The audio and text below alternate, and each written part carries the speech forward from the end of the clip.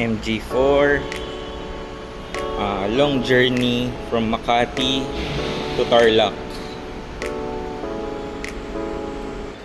Meron tayong 142 kilometers, 2 hours and 37 minutes ang biyahe. Starting tayo ng 100%. So let's see kung ilang percent hanggang SM Tarlac.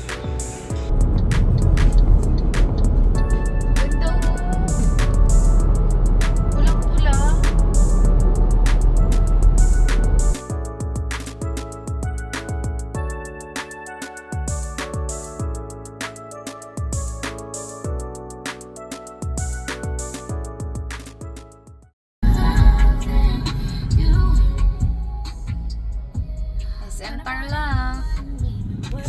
SM Tarlac parking.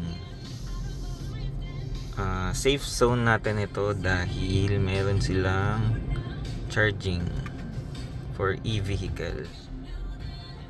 So kahit 72% tayo, mag-charge na tayo dahil babiyahe pa tayo ng Kamiling.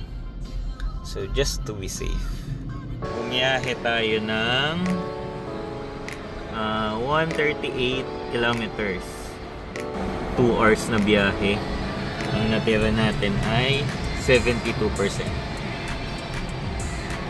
Not bad. 2 hours tayo sa SM.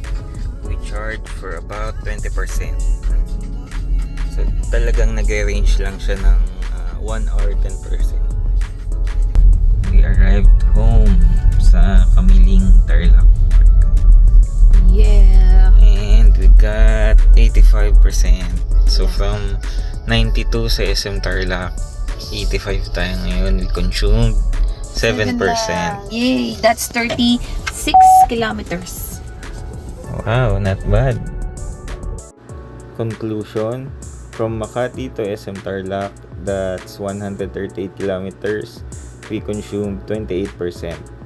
And then from SM Tarlac to Kamiling, 39 kilometers, we consumed 7%. Total distance covered, 177 kilometers.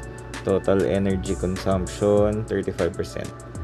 Isang natipid natin dito ay 2,500 sa gas kung ginamit natin yung Mazda 3 2.0. Malaking savings na din talaga.